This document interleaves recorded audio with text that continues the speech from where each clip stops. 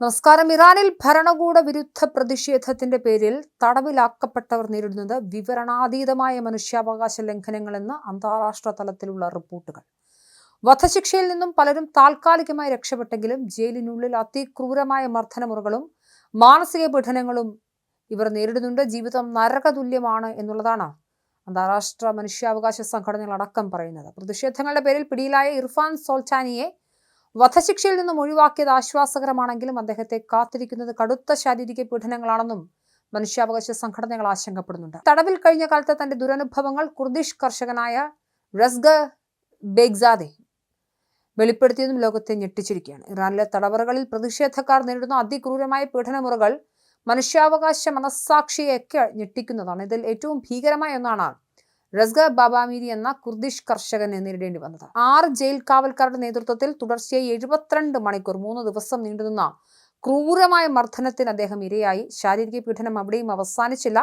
ബോധം മറയുന്നതുവരെ വൈദ്യുതാഘാതം ഏൽപ്പിക്കുക, വെള്ളത്തിൽ മുക്കി ശ്വാസം മുട്ടിച്ച് മരണഭീതിയിലാഴ്ത്തുന്ന വാട്ടർ ബോർഡിംഗ് തുടങ്ങിയ മുറകൾ ഇറാൻ സേന തടവുകാർക്ക് മേൽ പതിവായി പ്രയോഗിക്കുന്നുണ്ട്. കേവലം ശാരീരികമായ പരുക്കുകൾക്ക് പുറമെ തടവുകാരെ മാനസികമായി തകർക്കാൻ മോക്ക് വധശിക്ഷകൾ ഭരണകൂടം ആയുധമാക്കുന്നുണ്ട്. യഥാർത്ഥത്തിൽ വധശിക്ഷ നടപ്പാക്കുന്ന എങ്ങനെയോ അതിന്റെ ഓരോ ഘട്ടങ്ങളും റിഹേഴ്സൽ എന്ന പോലെ അവതരിപ്പിച്ച് തടവുകാരെ മരണഭയത്തിന്റെ നിഴലിൽ നിർത്തുന്ന ഈ രീതി അതീവ ക്രൂരമാണ്. ഇത്തരം പീഡനമുറകളിലൂടെ പ്രതിഷേധക്കാരുടെ ആത്മവീര്യം തകർക്കാനാണ് ഇറാൻ ഭരണകൂടം ശ്രമിക്കുന്നതെന്ന് റസ്ഗറുടെ വെളിപ്പെടുത്തലുകൾ വ്യക്തമാക്കുന്നുണ്ട്. ആംനസ്റ്റി ഇന്റർനാഷണൽ റിപ്പോർട്ടുകൾ പ്രകാരം തടവുകാരെ ചിക്കൻ കബാബ് എന്ന് വിശേഷിപ്പിക്കുന്ന ഭീകരമായ ശിക്ഷയ്ക്ക് വിധേയമാക്കുന്നുണ്ട്. കബാബ് പാകം ചെയ്യുന്ന രീതിയിൽ കൈകാലുകൾ ബന്ധിച്ച് തടവുകാരെ കെട്ടിത്തൂക്കുന്നതിനെയാണ് ഈ പേരിൽ വിളിക്കുന്നത്. ഇതിനു പുറമെ അതിക്രൂരമായ പീഡനമുറകളും റിപ്പോർട്ട് ചെയ്യപ്പെട്ടിട്ടുണ്ട്.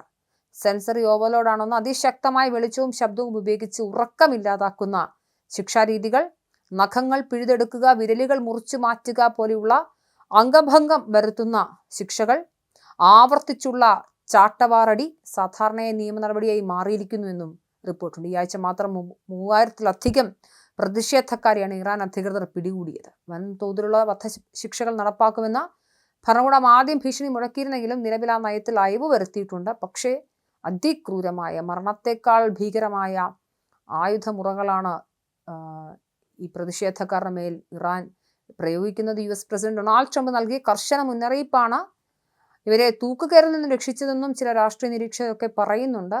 പ്രതിഷേധക്കാരെ വധിക്കുന്നത് ഇറാനെതിരായ US സൈനിക നടപടിക്ക് വഴിവെക്കുമെന്നായിരുന്നു ട്രംപിന്റെ മുന്നറിയിപ്പ്.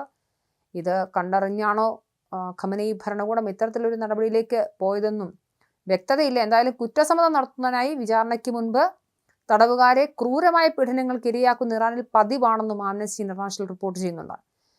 UN വിദഗ്ധർ ഇറാനിലെ മനുഷ്യാവകാശ ലംഘനങ്ങൾക്കെതിരെ നിരന്തരം ശബ്ദമുയർത്തുന്നുണ്ടെങ്കിലും തടവറയ്ക്കുള്ളിലെ അവസ്ഥയ്ക്ക് കാര്യമായി മാറ്റമില്ല. വധശിക്ഷ ഒഴിവാക്കിയാലും ജയിലിനുള്ളിലെ പീഡനങ്ങൾ മൂലം തടവുകാർക്ക് സ്ഥിരമായ വൈകല്യങ്ങളോ മാനസികാഘാതമോ സംഭവിക്കുമെന്ന ഭീതിയിലാണ് കുടുംബാംഗങ്ങൾ.